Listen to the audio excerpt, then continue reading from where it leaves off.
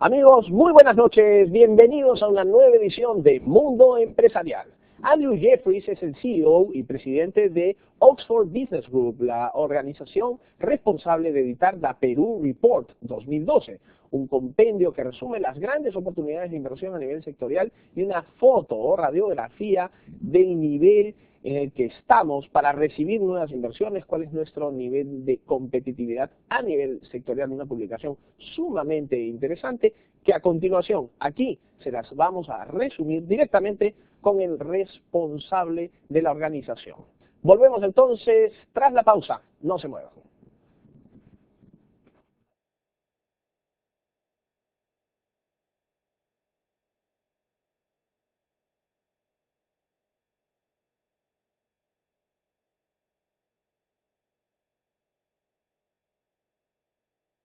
Bien, señores, a continuación vamos a tener una entrevista con Andrew Jeffries, el CEO y fundador del Oxford Business Group, la entidad encargada de elaborar la Report Perú 2012, un completo informe sobre oportunidades de inversión y un diagnóstico en general sobre la situación de nuestra economía y cuál es su capacidad receptiva de inversiones desde el punto de vista de un inversionista internacional. Esta es una interesante contribución, digamos, desde un punto de vista totalmente independiente, no sesgado, no vinculado tampoco con el mundo económico ni político del país, que contribuye sin lugar a dudas a tener una mejor percepción, un mejor entendimiento de lo que realmente tiene el Perú como retos futuros inmediatos y también de lo que realmente, vale decirlo, tiene para ofrecer al mundo internacional, en general al mundo de inversionistas internacionales. Esta entrevista es en inglés, va a estar subtitulada para beneficio de los que necesiten leerlo. Andrew, how are you? Very well, thank you. Thank you for coming to our show. My pleasure. Tell me about the Peru Report 2012. Which are your findings in this report? Oxford Business Group put a team of 4 people on the ground in Peru for 10 months, and our report was released yesterday. And the conclusion is very clear. There are challenges here, which I think we'll discuss later, but without question, the fundamentals of the Peruvian economy are incredibly strong. I flew here from London, England, a country with very low growth, high levels of debt. That's what we see in Europe, that's what we see in America. Now it's understood that we're going to find growth outside the West. We're going to find growth in Asia, in Africa, in the Middle East, and in Latin America. Especially in Latin America nowadays, right? Undoubtedly, we see high growth in Southeast Asia. We see growth slowing in China. We see growth slowing in India. But what we see here is almost unique in the world. It's a country where the debt is falling. A debt to GDP ratio of 20% falling to 18. We see we have learned the lesson, right? We have learned the lessons because the developed world always taught us about how would be the best level of debt compared to our GDP. But now, as you have told me, the developed countries with more than 100% in debt, right? And you have a lesson to teach them. Yeah. Which is that you had prudent fiscal management. And more importantly, it's not always been a stable political environment here in Peru. But what we've seen over the last 12 to 15 years is, despite the ups and downs politically, we've had a consistent economic policy, consistent development. And that's why Peru is now investment grade, and that's why it's one of the most interesting FDI venues in the world. The investors recognize in Peru as a potential target country for investments, right?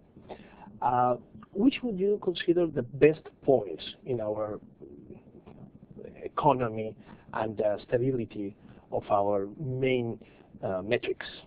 But you have to start at mining, of course. I mean, Peru is rich in resources. You have everything. You have silver, gold, copper, zinc. The list is endless. And of course, to take advantage of the mining opportunities, you have to engage in the social inclusion projects that we're now seeing coming from this government. Because what Conga teaches us is that if you don't engage the population, you can threaten those levels of foreign investment.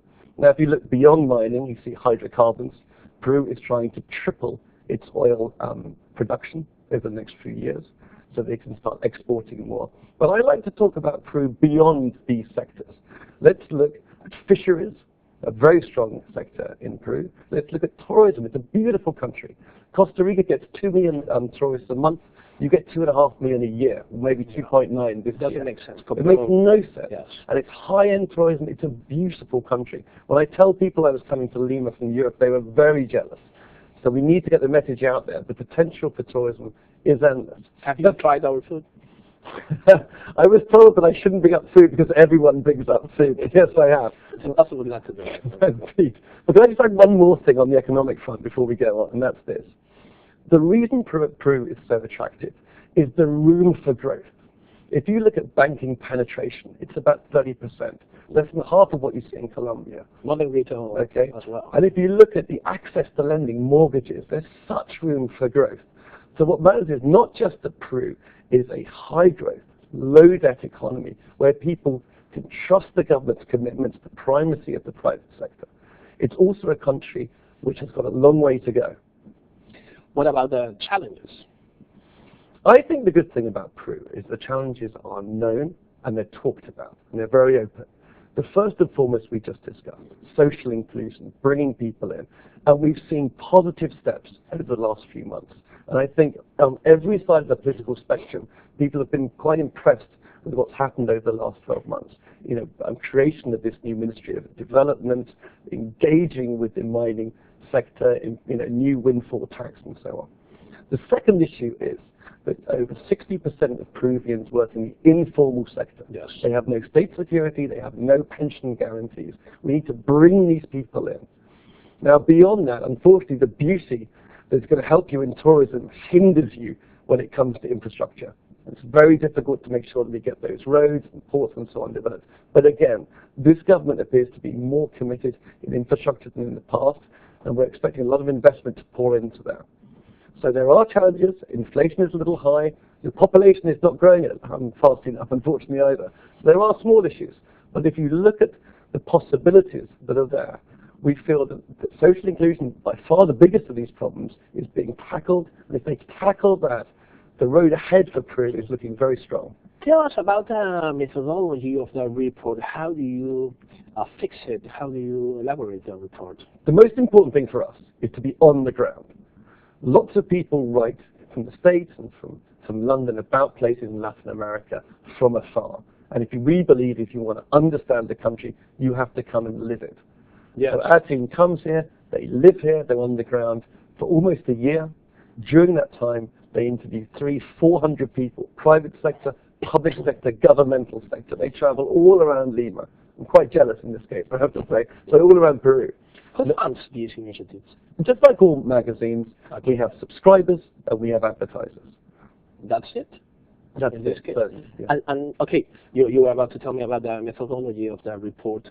How do you compare, for instance, with doing business report, which is pretty much some similarities you can find in this? You mean the World Bank report? Yes. Yeah. I mean, the thing about the World Bank report is it's not sectorally based. What matters for us is that we look at the macroeconomy, then we look at each sector. So the foreign investors who are involved in the sector can take advantage. So in this case, we'll look at banking, we'll look at tourism, energy, of course, mining in this case, manufacturing, which of course is important for Peru. We've seen a lot of FTAs signed recently, not just most recently with the European Union. We've seen an FTA with Mexico and Colombia, and very soon I think 90% of Peru's exports will be done within an FTA environment. This has been one of the strong drivers of growth. And again, another sector that's it's important. a trend that, of course, we have tried to achieve some agreements over the last maybe 20 years from the beginning of the opening of our economy. But now we are enjoying these openings in the world, and this could be maybe the rule for the next years. Hopefully, we will have the strength to respect this continuity, because clearly we have achieved some excellent results fighting against poverty. So this is the path, absolutely. Do you recognize the same line of development? Look, poverty is a really core issue in Peru. And what's fascinating is, in 2003, your average salary was about $1,500. By 2013, it will be close to $6,000. That's a huge achievement. Poverty is going to have fallen from 48%, and Umala is hoping by 2016 it will be down to about 11%. These are genuinely impressive achievements. And so there's no question that that path of development here, it really has been trodden well.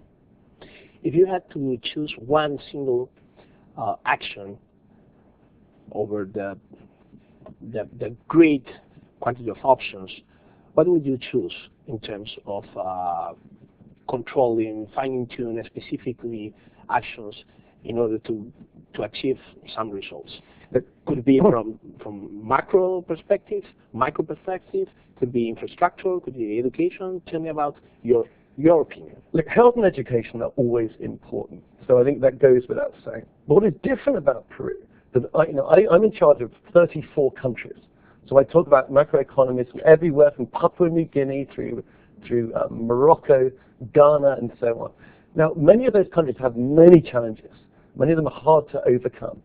What's good about Peru is that the mining sector is so strong that as long as it is not threatened and they continue other policies, Peru will have long-term sustainable growth.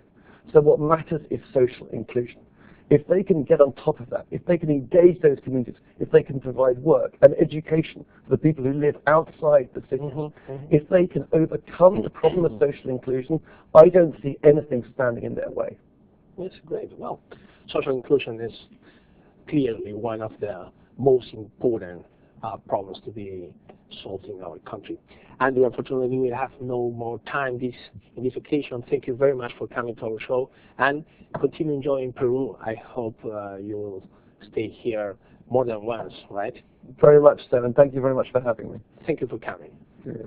Andrew Jeffries es CEO y fundador del Oxford Business Group. Vino aquí a darnos un resumen muy ejecutivo sobre sus principales variables en el Perú Report 2012, uno de los productos que edita, que permite circular su organización. Señores, tras la pausa volvemos con más en Mundo Empresarial. No se muevan.